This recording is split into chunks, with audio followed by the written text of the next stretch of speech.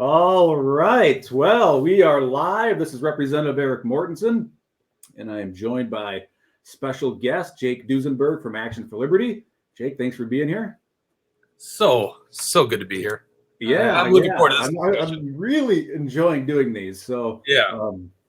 Well, hey, listen, I think we got to do these things because no one else wants to call out the fraud and the jokes and the gimmicks and quite frankly, the theater that's happening at the Capitol. So it's really cool to do this with you because you actually there seen it. I've been watching this from the outside for a long time. So it's such a treat to actually get to expose this stuff. Yeah. Well, like I said in that last week, and I'm trying to do these weekly. We'll see if we can keep it up. But you don't hear this stuff, especially from a legislator. You kind of your gut says these things happen, but then of course the legislators say no, these things don't happen. So when you hear an actual legislator saying no, trust your gut, this is exactly what happens in there. I think that's hopefully a little more meaningful. So we've got an awesome, show, if you will. I don't know, for this week's Behind the Smoke Screen.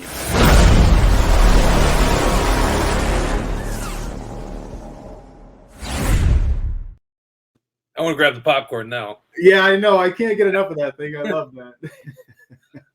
So I thought we'd start this off. Well, I think we need to tee this up with, this is legitimately what happens at the Capitol. And again, you don't get this message anywhere else. You don't get it on your favorite, conservative talk radio shows for sure.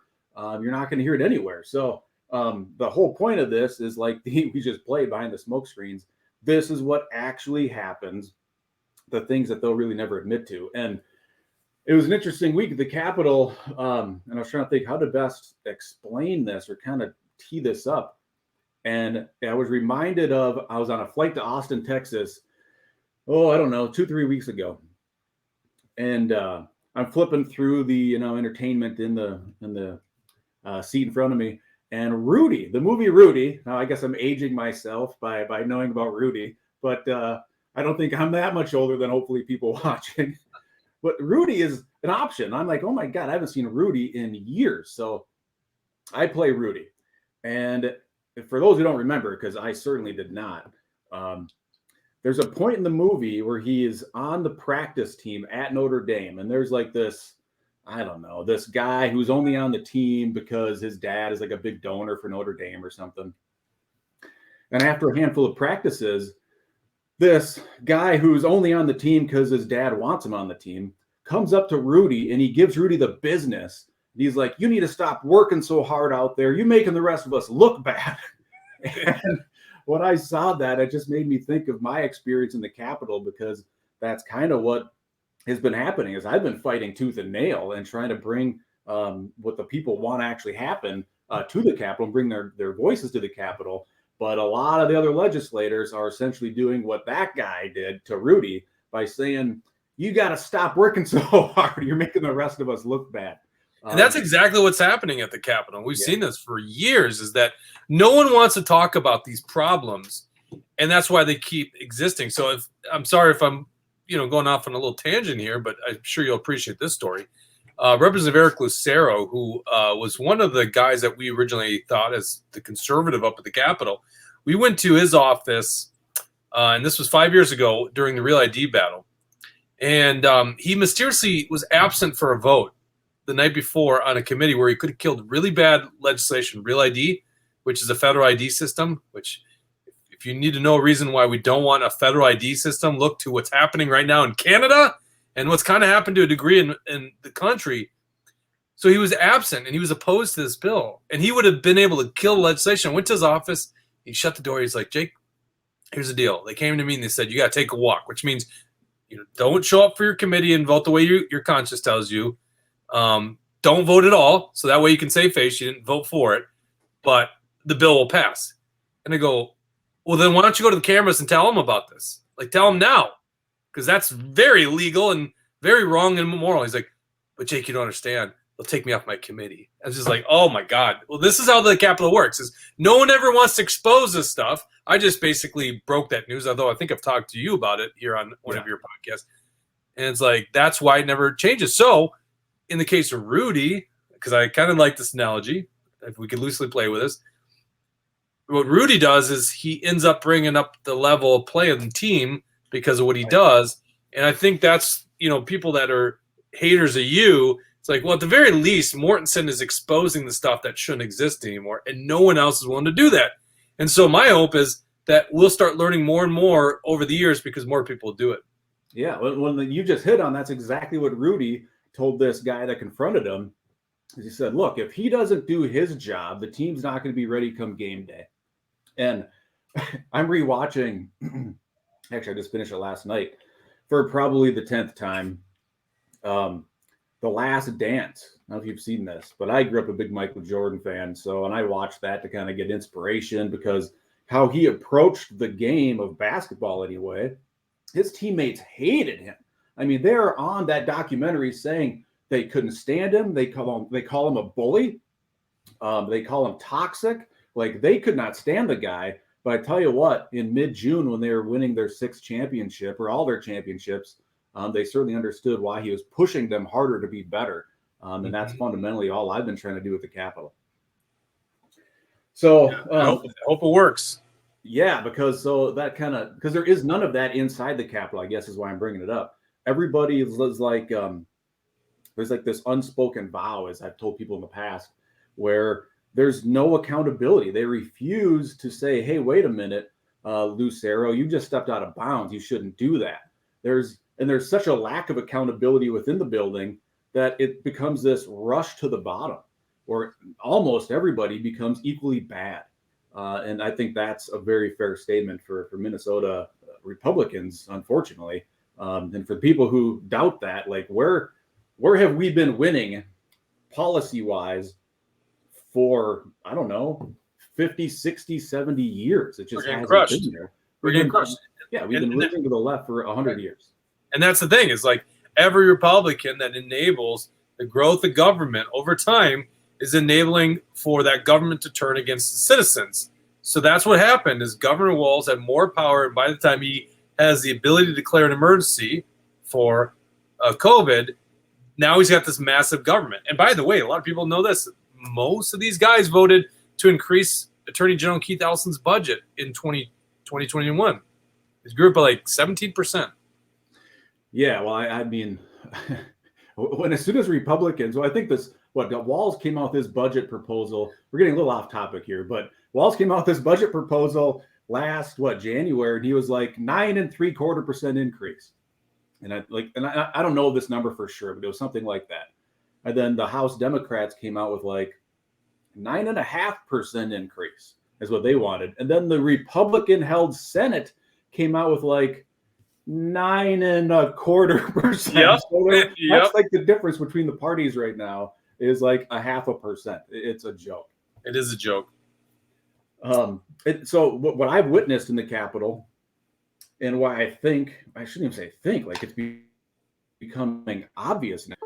Reason that there's this rush to the bottom and a refusal to hold people accountable is because they being the politicians, are convinced that their ability to climb the political ladder resides with the other politicians. And if they just are friends, and even with the Democrats, if they're just friends with them, that someday they're going to need their help in order to take that next step. That's what I've witnessed. And I think that's what's really appalling to me is the focus on actual principles and policy and delivering results to the people. That focus isn't there. It is doing, and not even doing, it's talking tough enough to convince people that they're doing something when really they're just palling up with one another. Yeah, it's one big club, and we're not in it, by the way. And neither is Mort. They don't want Mort in it. In fact, Isn't that what we're going to talk about to start out, is how they don't want you in that club? Yeah, so that's a great pivot, because if you don't conform and if you don't help them hide their actions from their constituents the way I haven't, because we're literally going to go through some more of these today, some examples, it's a threat to them. I mean, they don't take it as, at least they haven't been taking it as, okay, I'm getting called out, I need to do better, which, hopefully that's exactly what happens. And the ones that don't, well, hopefully there's some consequences for them. But if you don't conform, you don't toe the line, they punish you, and they try to do it in a myriad of ways. They kicked me out of caucus. You told the story of Lucero getting threatened to be kicked off his committee. I've heard stories of people being threatened to have money pulled out of their district, highway projects not funded. Leadership tries to keep their thumb on anything anybody's trying to do. And if you step out of line a little bit, they know what you want and they will threaten that thing that you want, whether that's to run for higher office, whether it's you want, a highway project in your district. As soon as they know that thing you want, they control these people. Yep. And of course, when I say this and I really mean it, but what I want, what I'm fighting for, I know this is Action for Liberty's mission. That's why it makes it so easy to work with you guys, is the preservation of liberty for the next generation. Like, that's it. I was just watching The Patriot this morning and getting all amped up for this, and I went for a run afterwards, and I'm feeling very patriotic right now after watching Mel Gibson. Yeah, you like your I swear to God, just like how you eat only plain hamburgers, you probably only watch Mel Gibson movies and you go back and forth between Braveheart and The Patriot. See, I got it right, don't I? I've got it exactly. Yeah, you do. Yeah. It's kind of like The Patriot is my plain burger and Braveheart is like a pepperoni and sausage pizza. I just go back and forth. Oh, man. All right, let's get into some. All right. Get into some good stuff here. So I want to talk about this. So I haven't told people this, but I got a call. I think it's the only time I got a call from Cal Barr 4 years ago. It was 4 years ago in June.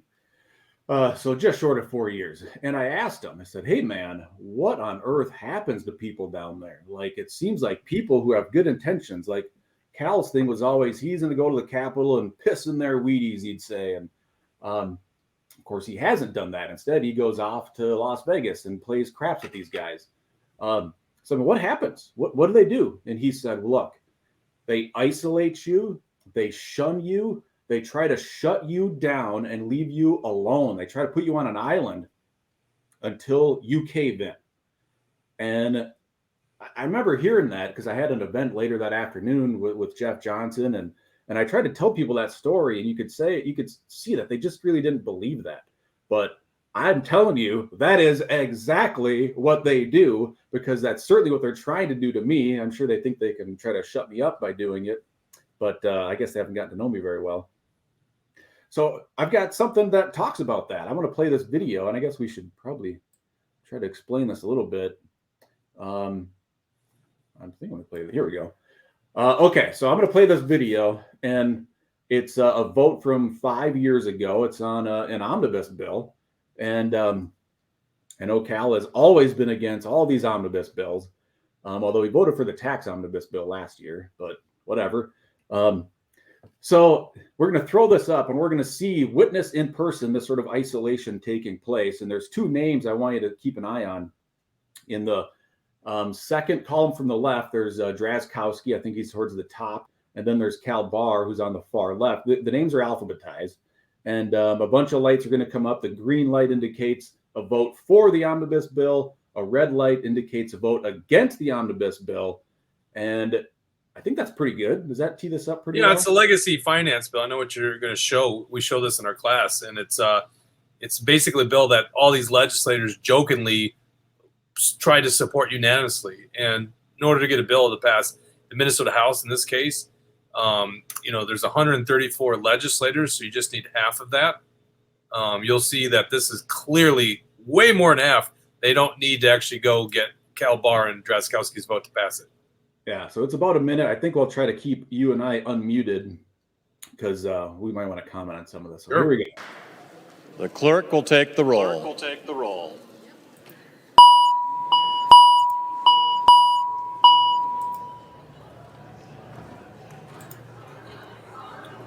So I'm trying to unmute Jake, but I guess I can't. Looks like I can unmute myself. Oh, there you go. Votes are rolling in. Drazkowski, top column of the second column. He's red. Cal Barr has not voted yet. He's on the left side. Now you're hearing boos, by the way. You're hearing people say, come on, Draz, come on. Now they cheer. They cheer him on. Cal's still a no. You listen. Cal's a no. One red. Remember, they don't need Cal's vote here. Come on, Cal. You can hear that. Yeah, you hear, come on, Cal, the boos. Get ready for it. Hey, look at that. There you go. That's what happens. Yeah. And I remember talking to Cal after that, back when he actually wanted to talk to us. We only got the guy elected in 2016, and he said, yeah, somebody turned around and this person was influential, like with conservatives. And she said, come on, Cal. It's like, this is like someone that's supposed to support being against this and resisting it. And she's like selling out and saying, come on, Cal. And it's like, Cal wasn't strong enough to stand up to these people and say, no, this is wrong. And I'm going to stay, I'm going to keep my position. It's a joke. People, the funny thing is this is part of a record, so everyone can see it. That's the official feed of the Minnesota House. So anyone could go look this up and find that vote. What was that, 2017 or whatever? Yeah, 2017. Yeah, so I mean, that's just a great example of how they isolated him literally on the House floor when he voted his principle, but because of this pressure from within the legislature, where again, a lot of these guys think, man, I work with these guys. I got to make sure they like me. I got to make sure they're happy with me. You just literally watched Cal cave and Draz, quite honestly. Yeah. So let's see. I've got a list of stuff here.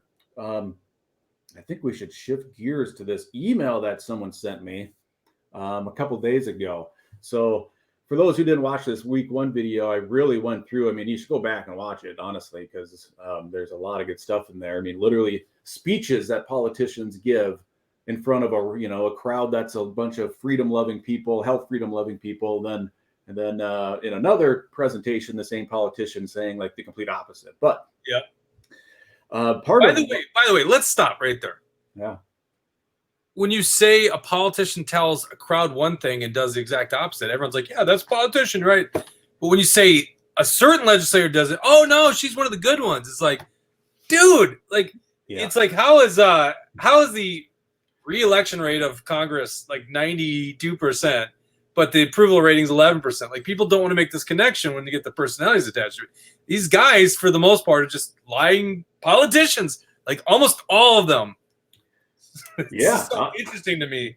Yep, I know. I look at that Real Clear Politics poll all the time, and Congress approval, yeah, it's like 11%, but 90+% get reelected every 2 years, and every 2 years.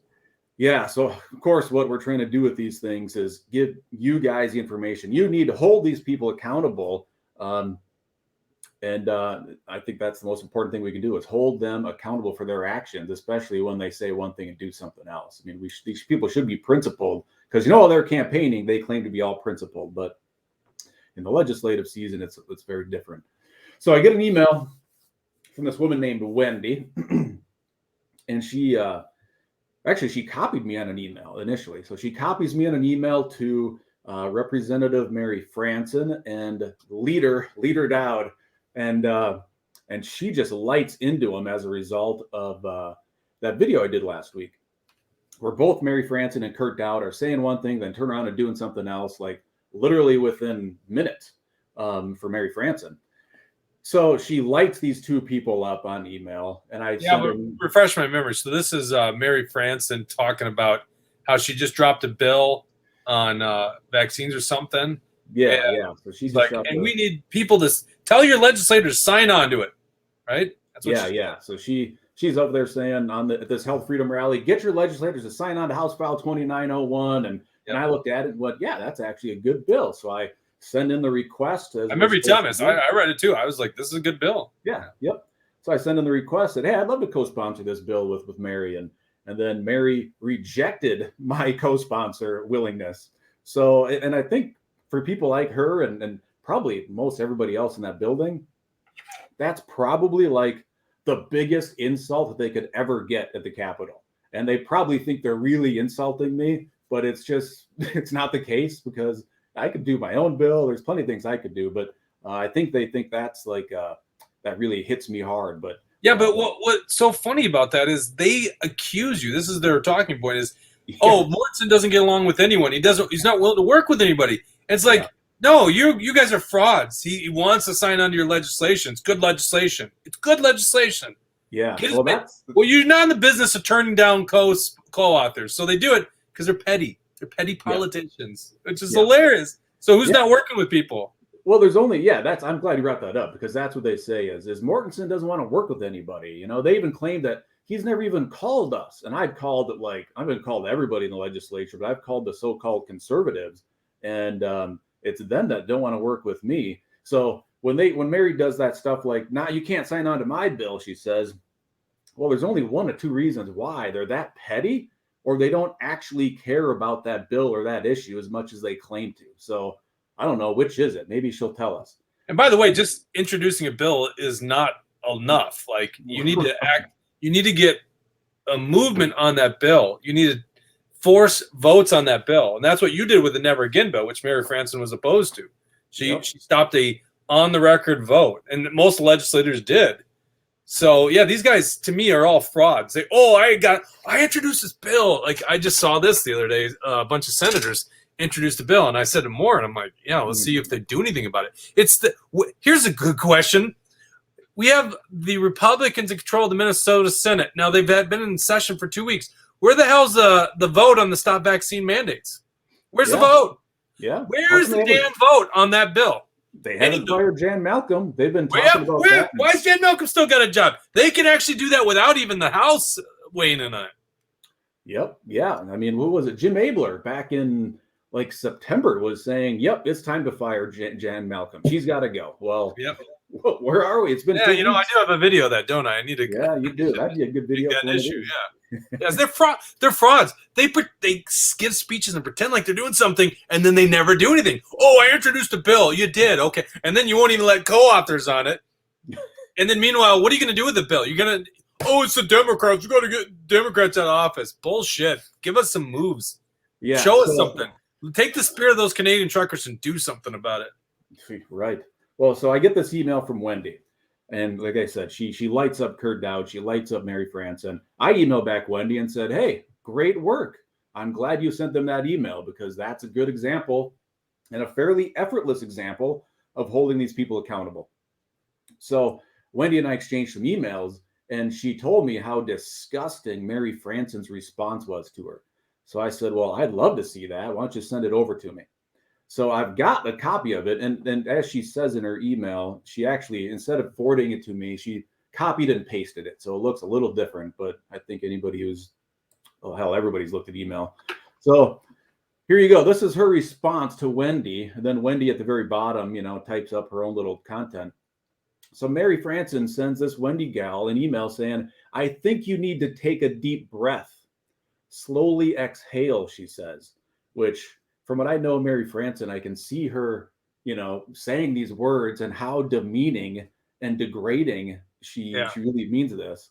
And then she goes on to say she requested that I'm not on the bill. She says that I'm a toxic human being. She says that Mortensen's a bully. And quite honestly, I love that the politicians in the Capitol think that I'm toxic or that I'm a bully, because I'm just trying to treat them the same way that they've been treating you for decades. So I embrace that. I have no problem with that. And then she goes on to conclude with, she says, finally, I'm very curious, who is Representative Daudt? Now, if you notice, and this is a very minute detail to most people, but Wendy, when she initially sent her email, she misspelled Kurt Daudt's last name. And so this is Mary pretending to be an idiot and claiming she has no idea who Wendy's referring to just because she didn't put a T in Dowd's name, and I guess she put the E instead of a T. So I looked at this email and went, like, how this is the way the politicians are talking to the people who are passionately trying to be involved, and I'm sure on the same page, but they're trying to hold Mary accountable instead of her owning it and saying, yeah, I shouldn't have done that. Mary sends this snotty, demeaning email back to this Wendy gal, and I just find it disgusting. It is disgusting. It's absolutely disgusting. I don't know who Wendy is, but I'm assuming she's probably just regular citizen who probably doesn't do this too often, but decided to write her legislator. Not like some activist, right? Yeah, I don't think it's some hardcore activist. I've never heard of her. Yeah, even if she's an activist, that doesn't really deteriorate from it. But it sounds like she's just a regular person, because she didn't even know Doubt's name, how to spell it. Like, so that clearly she's not a big activist. And it's like, here's the other thing. It's like, okay, he's a bully. Shit. whatever. Like this, are you in high school, Mary Franson? Like, what the hell? He takes these issues to fundraise off of it. Like, that's politics. You want, like, if you have political missions, people fundraise. You do the same thing, Mary Franson. Everybody does it. Maybe it's a little disgusting. It's just how politics works because we all have political battles. And then it's like she calls you a grifter. Like, I don't even know. Does she do something for a living? Like, what is she talking about? Like, yeah, I think she's a waitress for another state rep who owns a restaurant or something. But yeah, I mean, to call me toxic and a bully while she sends this toxic email back to this Wendy woman is just like, it's so absurd. And so it is. If she really wants to pretend to be as stupid as she's claiming here, then I feel like I will oblige and I will treat her as stupid as she's pretending to be. So Mary, because I know you're going to watch this, Mary, Kurt Daudt is the minority leader. He's the guy who tells you what to do and threatens you if you don't do what he tells you to do. He's the guy who tells you to wear a mask. He's the guy you likely voted for to be your leader. That's who Kurt Daudt is. I know Mary's only been there 12 years, so maybe she hasn't met Kurt Daudt yet. But come on, let's be serious. Well, she votes for him as leader, so she clearly does. I mean, that's her caucus leader. By the way, I've known Mary. I've known her for like 10 years. Like, she's clearly lost her way. I mean, I thought she was one of the better ones like 10 years ago. And I don't know, this happens to people. The swamp really caves in, and it's like I have zero interest in being part of this thing. Let's get some shit done. And if you're on board with that, Mary Franson, then join up. Stop resisting this thing. Like, see, this is like what you're representing more in many ways is like the spirit of this Canadian trucker movement. Like, politics is failing us, and people like Mary Franson are enabling the status quo, and the status quo is what's taking our liberties away. So, well, and what this better get on board with the right movement. What this email reminds me of, this reads to me the way like CNN would talk about Donald Trump. And on that note, when she says who's Representative Daudt, the other thing that kind of pisses me off is she is protecting Daudt in his obvious like deflection, obvious lies, quite honestly, that he told these health freedom rally goers. So by her pretending she doesn't even know who this person is, just because there's an E in the Daudt instead of a T, she is providing political cover to her leader by doing so. And I think that's now, you always pronounce it Daudt. It's Daudt. I've never called you out on this. Why do you I don't care how his name is pronounced, but maybe it's the confusion's on your end. No, this is Kurt Daudt. He is a lobbyist legislator. Like, you want to talk about the swamp, this guy's the picture on there. This is the guy that said Donald Trump should remove his name in October of 2016 and not run anymore, which would have like overwhelmingly given the election to Hillary Clinton. That's the same Kurt Daudt. This is the same Kurt Daudt. I thought you had the videos or something, but that's literally on the House floor saying, "I wear a mask to protect you." And he's same Kurt Daudt that did don't know what we're talking about. Yeah. This is the actions that Mary Franson is protecting. She's protecting her leader Daudt with a T. There you go. So this was him about a week and change ago at a health freedom rally. What he had to tell the rally goers, and then we'll play what he's actually said when he's being paid to speak. So here's Daudt at the healthcare rally. This is awesome. I'm State Representative Kurt Daudt. I'm the minority leader in the Minnesota House. I have dropped a bill that will be introduced today in the House that will ban vaccine mandates anywhere in the state of Minnesota.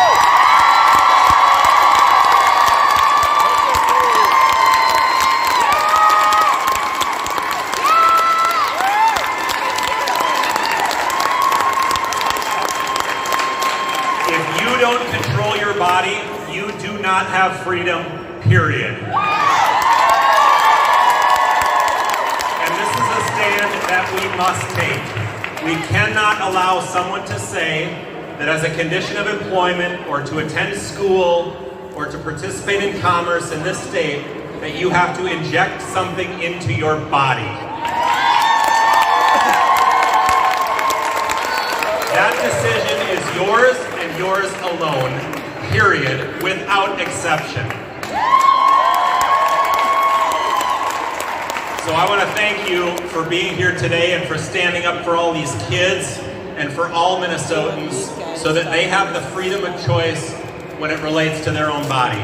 So thank you for being here. Thanks for fighting this fight. I want you to know you've got a lot of legislators here that support you and are standing with you. So thank you for being here and keep up the fight. All right. Hey, so I got a question here. I know I saw this video before. Who's hosting this event? Oh, it was on the banner in the background. Minnesota, I can't remember the name of the organization, but there was an organization, Health Freedom Rally one. It wasn't Twilight's group. But I have to say this before. Well, I had a point here, like, because I've, as a guy that's run an organization for a while now, and we used to have politicians speak. Don't give a politician a microphone, because you hear the applause line. They think this guy is on their side. This guy is not on your side. He doesn't give a shit about you.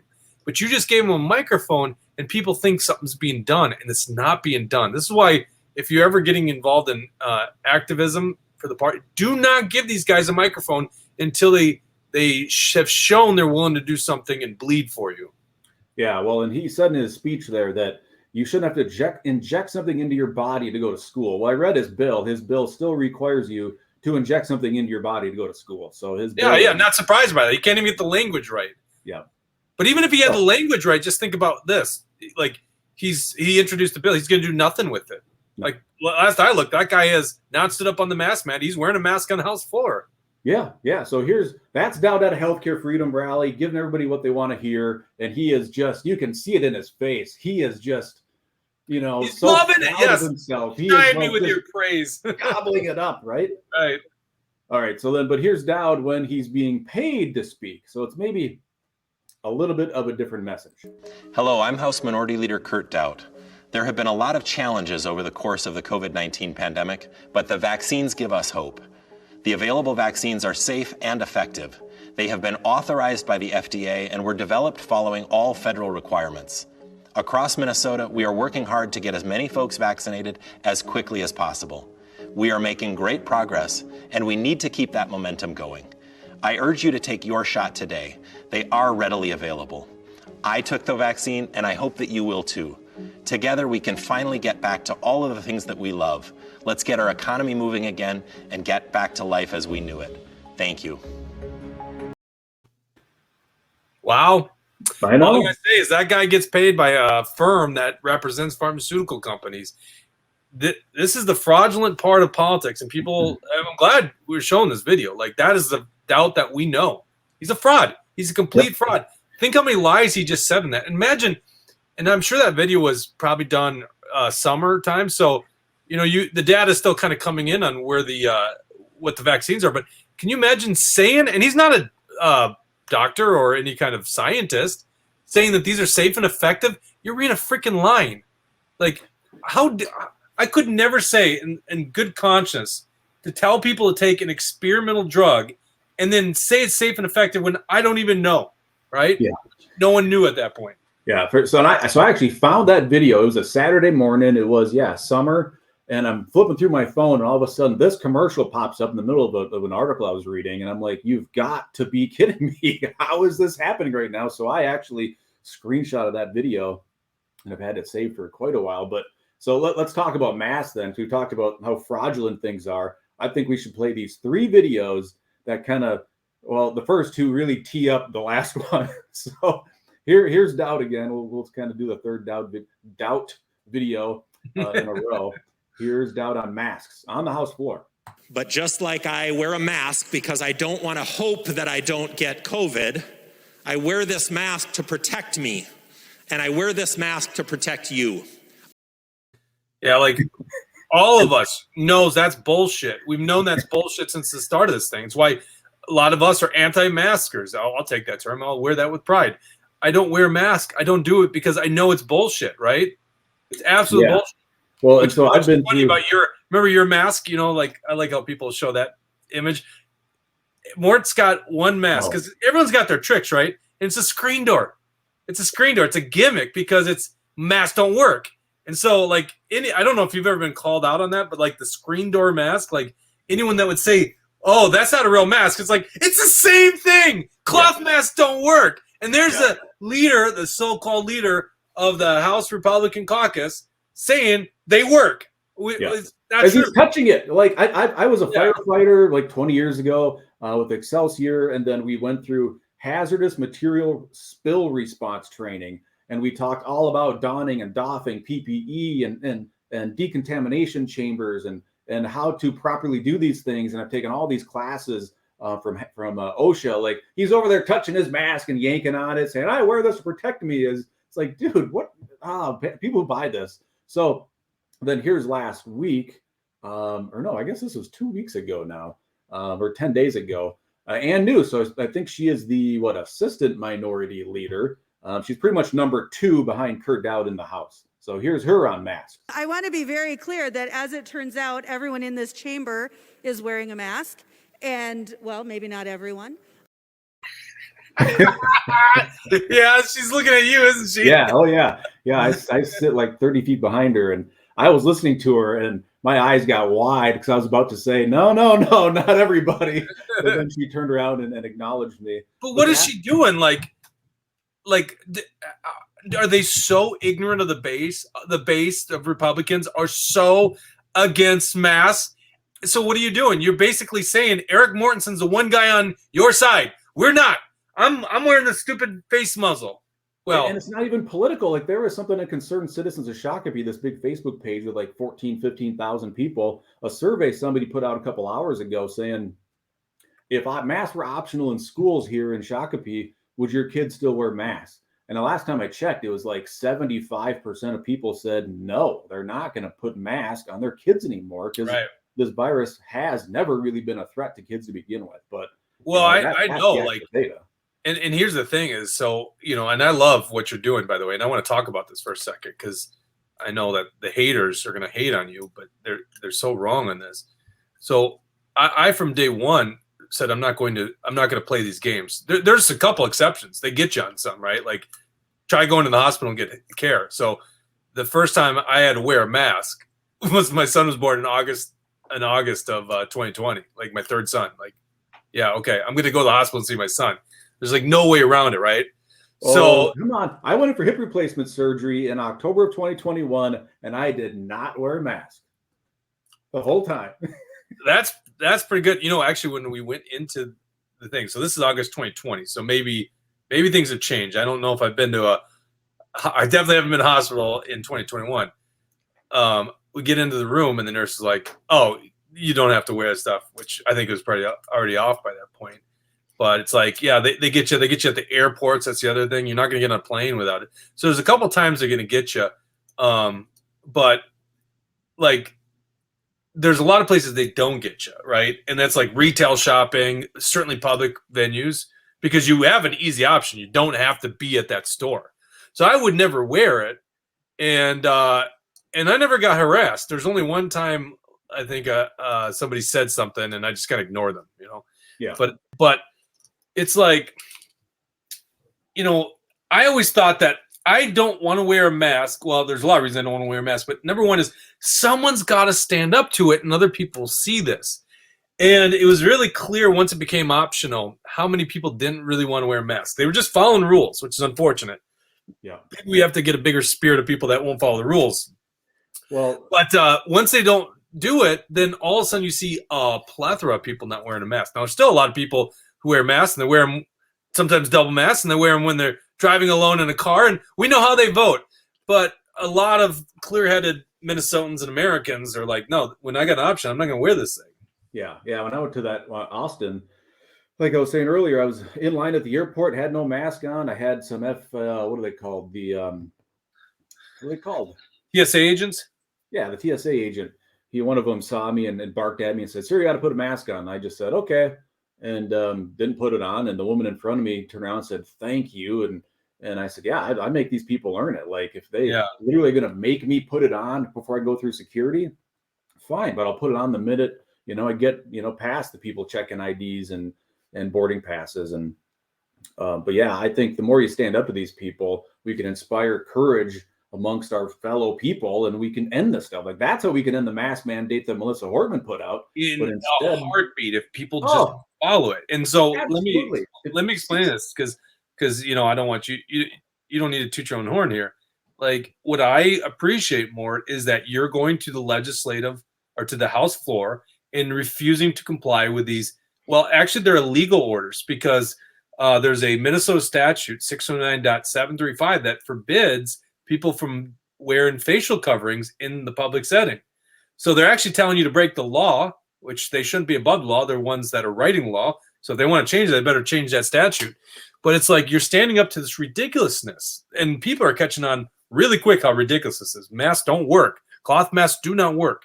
So what I think is important is you going to the floor not wearing a mask may seem small, but it's really big, because it shows that, no, you're not going to make us comply.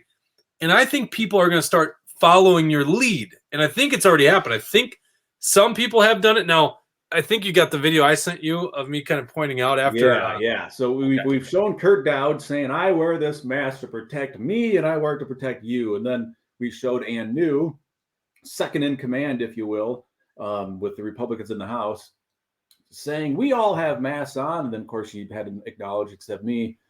So that's Kurt Daudt and Ann New complying with the mask mandate. And then this is what, Thursday night this week? Is that when we got this? Well, here's Thursday night. Thursday was your session, so. Yeah.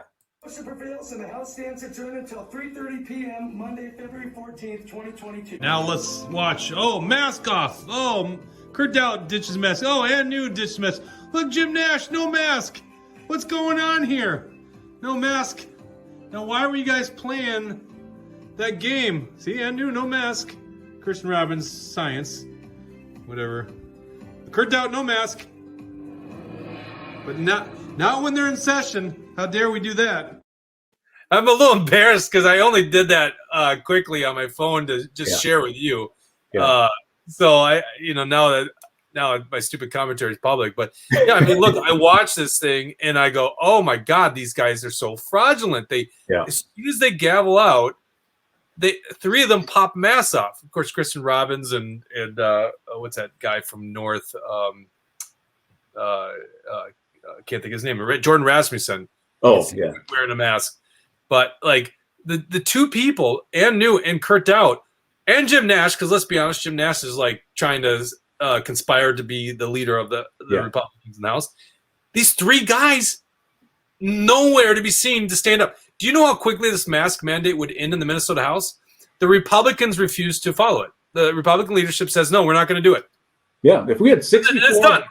Yeah, 64 Republicans came to the House floor without a mask on and dared the speaker to do something about it, she'd have no choice. I mean, she'd have no choice. Yeah, but of course they won't do it. We shouldn't call this a Speaker Hortman mask mandate. It's a Speaker Hortman and Kurt Daudt mask mandate. Yeah. When you really think about it, the only reason this works is because the Republican leadership says, all right, we're going to comply with it. Because that's bullshit. As soon as they say, no, we're not going to comply with it, what are they going to do? Not hear the opposition?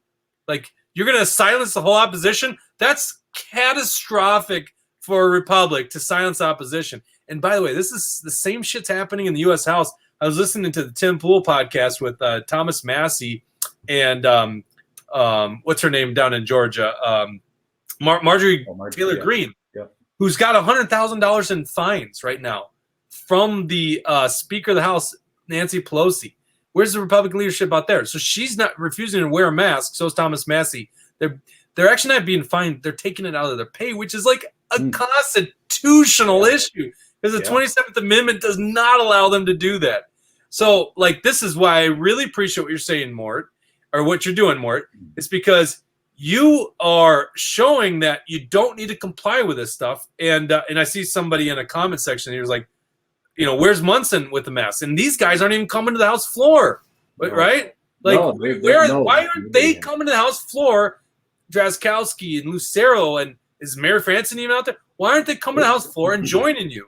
Well, I tell you what they are doing. They're doing this. They're complaining about mask mandates. Here's Eric Lucero complaining about this. There are those that continue. Even today, the Speaker of the House, Melissa Hortman, forces a mask to speak on the House floor.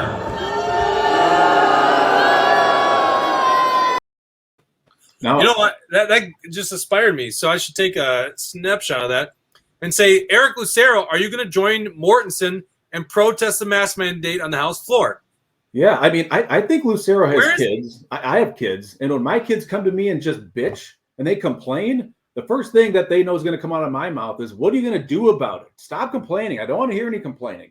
What actions are you going to take to do about it? And that's my challenge to Lucero. What are you going to do? Stop What are you going to do about it? Mort's doing something about it. Like, why don't you join with him? Like, oh, God, see, this stuff frustrates the hell out of me.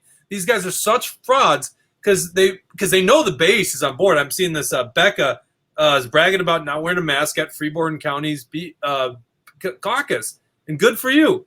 Which, at my caucus, it was funny, my Republican caucus, there was one person that I saw wearing a mask, and it's the guy that I know voted for Biden. Like, because he wrote a bunch of Republican delegates. He's like, I am standing up and voting for Biden. We can't have Trump anymore.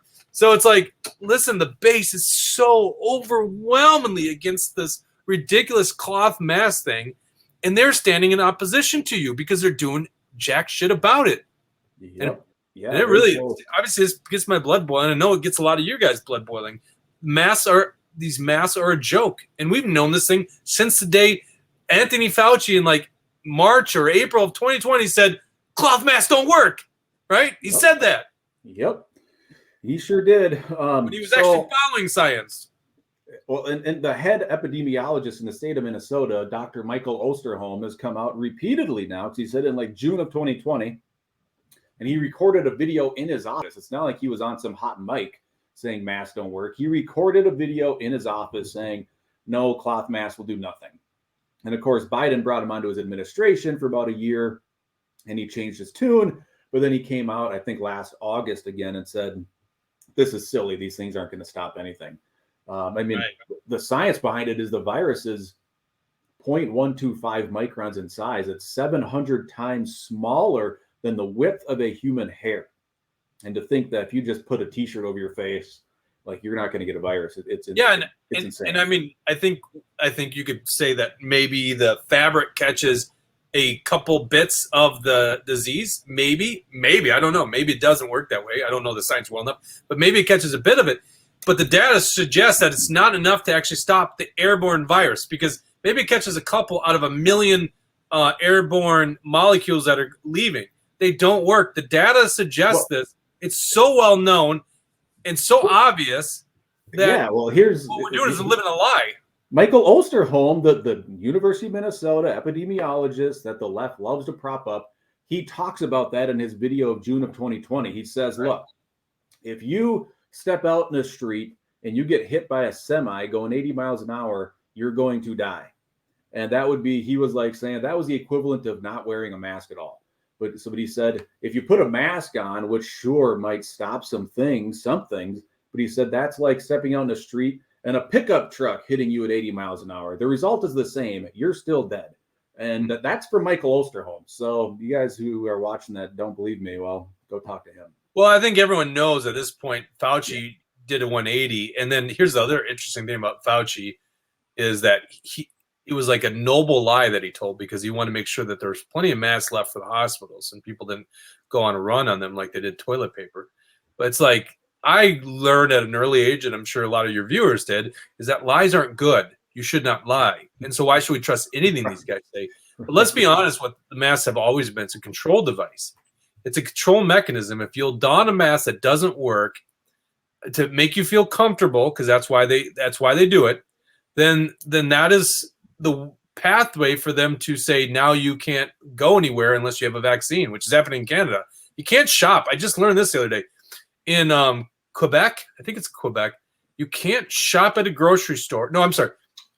You can shop at a grocery store, but there's a person that goes with you to make sure you're only buying pharmaceutical stuff. Oh, you that's can't the buy most food? essential. You can't even buy food. Oh my God. Well, so I want to kind of bring this full circle. Look at this Rachel comment. Jordan Rasmussen claims to be a patriot and didn't wear a mask at the caucus, but wears one on the floor. Sadly, he's in my district and is a delegate, and is a delegate now. And now he's running for the Minnesota Senate. Like, Oh, he is. I didn't exactly, hear that. Rachel. Like, you guys, like, stand up on this stuff. I mean, I don't think these guys truly believe in masks. They're just part of the mechanism of controlling. And what that video shows, I'm so sorry, I'm hijacking your show, but what that video shows is it's all theater. So they do this on camera. The camera they think the camera turns off. They gal out, so the cameras are coming off, and the masks fly off. And they literally could do something about it. Kurt Daudt and Jordan Rasmussen, I can tell you, all do something about it. Beyond that video where you show the three of them taking their masks off, because I'm always curious. When I come walking out of the floor through the big doors, and there's always a handful of people there, I'm always looking around at the other legislators to see, is anybody walking off and still wearing their mask? And almost with no exception, as I guess I'll leave myself out, but I don't remember ever seeing somebody, by the time they get out the House floor, they're always pulling the mask off. So if people who want to wear the mask, fine, wear the mask. If they're doing it for their own decision, I'm not going to knock them for that. But if you're just doing it to comply and then you rip the thing off right away, we're never going to get anywhere. Like, these memes have been going on for 2 years. Except, Mort, it's against the law.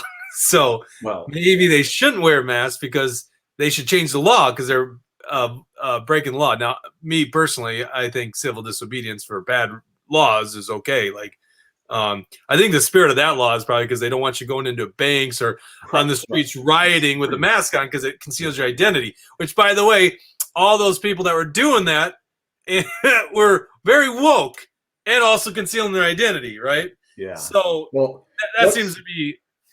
Let's try to bring this full circle. It's been almost an hour, because I want to go back to what they try to do to people who don't toe the line. If you try to raise the bar of the Capitol, which is fundamentally all I've been trying to do, and that's exactly what I campaigned on. So, in fact, the top Democrat in my Senate district has told me repeatedly that he's like, well, hey, at least you're doing what you said you would do. So I wear that with a badge of honor when the chair of our DFL local party says that to my face. But so I'm on the House floor. I think this was Monday. We have floor sessions generally Mondays and Thursdays. And I get an email from a guy who is pushing for a convention of states. And I know that's a big issue for a lot of people, whether you want to see something strictly on term limits or something broader when it comes to like a balanced budget amendment. But an activist who's pushing a convention of states sends me an email saying he'd love for me to get on board this Dale Lewick bill. And so I went and looked at the bill as I was on the floor before we kicked things off. And of course, I was like, yeah, I'm all about convention of states. And how do we put term limits is my big thing on Congress, where they have no control over it. So these people who are in there for 30, 40 years can't do that. So I get this email and I go through the process. So this is what I did last week for Mary Franson. I emailed authors at house.mn. I copied Dale Lewick, the chief author, said, add me onto this bill. You can see in the top, it's House File 2140. So I'm literally on the House floor doing this, saying, add me as a co-sponsor. I'm all about it. I send this, Scott was his name, the Scott guy with the Convention of States, said, all right, done. I just sent the email in. Well, then it was no more than, I could probably even find it. But I don't know, an hour later, I get an email back and I get this message. Oh, we should get rid of this comment here. Let me get that gone. Hide. All right. So I get this email back from one of these administrative assistants. Unfortunately, Dale Lewick, Representative Lewick, declines your motion to be added to the bill. So clearly now that happens twice in a week. That seems to be what they're trying to do. Is that's their move. Yeah. So of course I send Scott, this Convention of States activist, a note, and I copied Dale Lewick and just said, I guess it was Stephen. I said, hey, Stephen, Dale doesn't want other co-sponsors on his bill. He's not permitting me to co-sponsor. And I said, you might want to find an author that takes the issue a little more seriously, because again, those are the two options in my mind. Are they that petty that did you respond to that? What's that? Did Lewick respond to that? No, he did not. Yeah, here's what's fascinating about this. So this is what they're doing is, so Mort exposes how fraudulent these people are. Now remember, Mort is exposing Kurt Daudt, lobbyist legislator, the minority leader of Republicans. These are people this is the guy that the Republicans decided to pick as their leader. He's clearly fraudulent, clearly saying one thing to a crowd and doing the exact opposite. He exposes it. So what do these guys do? The retribution is to stop advancement of their bills by not allowing him to sign on board. You see the gimmick and the show that's going on up at the Capitol? It is theater. These guys are a joke. They don't seriously want to solve any issues. And that's what pisses me off about this stuff is if you get duped by these people, we're going to be back in the same spot in 2 years. They're going to still blame Democrats. They're always going to blame Democrats. We'll be back in the same spot in 2 years fighting the same damn issues. So at least Mortensen's saying, hey, the status quo isn't working. Let's do something completely different. And we got to do by doing something completely different, we got to expose what these guys are up to. Yeah, exactly. I mean, that's the core of what I'm doing. And I literally find it hilarious. They think they can squash me by trying to do this isolation thing. But I go winter camping alone in the Boundary Waters. If you think you can successfully isolate me, like, good luck, because that's where I like to spend my free time is alone. Yeah, I hear you. I'm very much that way too. All right. Well, I think that was everything I was hoping to get through. Is there anything else? No, I just want to say, and I appreciate you bringing me on here because I'm very fired up about these issues. But I do appreciate your leadership on it, and I hope to see more legislators get on board. I think I saw Paul Novotny not wearing a mask on the House floor. Yeah, that is. So Paul Novotny, it was not 2 days ago, Thursday, but I guess 10 days ago. I'm in the back of the House floor, and I hear the Sergeant of Arms say, "Hey, if you don't put a mask on, you're not going to be allowed to speak the rest of the session." And the person, I kind of glanced and looked, and I didn't recognize the person. And so, but I come to learn it's Paul Novotny. So Paul Novotny says, "Wait, the rest of session, like all year or just today?" And I don't remember what the Sergeant of Arms, I couldn't even hear him, I don't think. So the Sergeant of Arms walks away, and I kind of look back, and I don't think I've ever seen Paul Novotny in person without him wearing a mask. So frankly, I don't know what he Never looks thought like. about that. Yeah, you probably don't know what a lot of these guys look like because of that. Yeah. But then in committee last week, I saw him in committee, and I think he has a beard now. So I was like, oh my gosh, Paul Novotny, he showed up to the floor without a mask, in defiance of the speaker and Kurt Daudt's mask mandate. And unfortunately, he kind of acquiesced when he was talked to by the Sergeant of Arms. But props to Paul Novotny for at least showing up, because that is far more than Republican leadership. Well, I think that's what needs to happen is more people need to follow your lead and start, because this thing's over as soon as they don't do it. By the way, I'm watching some of your comments because the streamer allows it to do it. People keep asking, who do you gentlemen support for governor? And so one of the things I like about Mortensen is he's the author of the most important piece of legislation of my time, which is the Never Again bill. HF 2204, the Unilateral Emergency Powers Repeal Act, otherwise known as the Never Again bill. And what that bill does is it strips the ability of the governor to just unilaterally declare an emergency, right? And then even if he's got emergency, he's got no powers other than just coordinating with federal or local government entities. He can't shut down businesses. He can't lock you in your home, all that kind of stuff. It's a very important bill. So when I get asked this question, who do you support for governor? Go to actionforliberty.com, and on the very top, you'll see something called the Never Again Pledge. And this is a pledge that politicians or people running, candidates, can pledge that that's the number one issue that they will advance when they get elected. And Dr. Neil Shaw and Mayor Mike Murphy have both signed that pledge. And they didn't really have any hesitation signing that bill, especially not Dr. Neil Shaw. All right. So these guys, in my book, would be who I would support. Plus, they're both outsiders, so no surprise there. Then you look at the other candidates. Well, Paul Gazelka and Michelle Benson not only refused to sign it, they've already broken the pledge because they've passed a 2-year budget, and they're just rhinos. Scott Jensen refused to sign the pledge. And here's the thing that bugs me about Scott Jensen, because a lot of people like Scott Jensen for good reasons, but this guy lied to us. He says, if I sign this pledge, I'll be signing 100 pledges. Like, no, that's not true at all. There's not 100 pledges. There's hardly any pledges out there. And it doesn't matter. If you don't believe in a pledge, you don't need to sign it. So what are you even talking about? It's the biggest joke. Kendall Qualls used that same line on us. Politicians don't want to sign pledges because then they have a written commitment to be right on a good issue, and then that doesn't give them wiggle room. They all want wiggle room. As you see, these guys speak up both sides of their mouth. So, in terms of people that were willing to sign that pledge, Dr. Neil Shaw and Mayor Mike Murphy both did. Yeah, and I mean, I can't do any electioneering here on my official rep page, so I'm going to keep my lips sealed as to who I support. But I would say the next month or so, I'll be coming out with some more information. I'll use an alternative way of doing it. But I've been talking to the candidates, meeting them. I would say my feelings are very similar to yours. I mean, to me, voting records is the first thing to look at. And the three senators, their voting records are awful. Of course, now they're all campaigning as if they're some, hardcore conservatives, but it's just, are you going to believe the politician campaigning, or are you going to believe their voting record when they're, in the legislature? And I will believe the voting record way before a politician campaigning. Yeah, exactly. Hey, I just want to give a shout out to Wendy. Hi, Wendy. Yeah, Wendy. There's someone exciting too. And Candace. I see Candace is commenting, and Tony Catula. Tony's a real patriot up there in Grand Rapids. So yeah, I love to see James Carnan's on here. Yeah, a lot of people, a lot of good people. Yeah, well, thanks for joining, and we'll keep doing this every week. I mean, there's always something going on at the Capitol when you get these guys turn around and saying one thing and doing something else. So it's, as I capture it, or if you, the people watching, oh my goodness, if you get emails from some of these people that contradict what they're publicly doing, my goodness, please send them over, because the more we can expose this. Somebody asked a question, well, how do we actually bring people together? Well, we bring people together to unify around principle.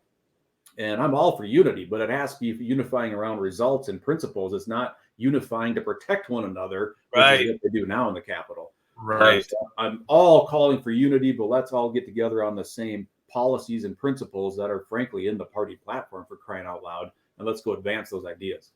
That's right. Well said. All righty. Well, thanks again. We'll catch you guys later.